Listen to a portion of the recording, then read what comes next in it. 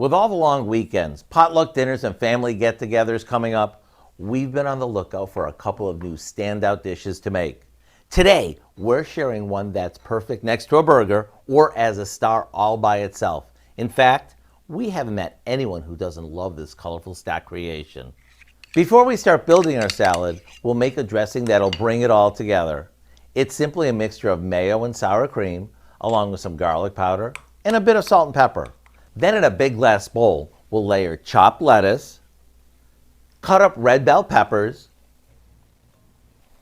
finely chopped red onion, some corn, and that can be fresh or frozen that we've thawed, a bit of celery for crunch, shredded cheddar, and some of our dressing.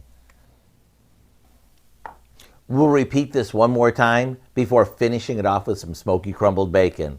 After it chills for a bit, it's ready to serve.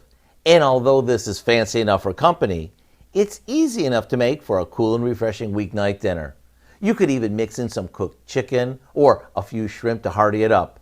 The recipe for our chilled stack salad is online now, so you can serve this as soon as tonight. I'm Howard with Kelly in the Mr. Food Test Kitchen, where today we found a stackable way for you to say, ooh, it's so good. Mm-hmm.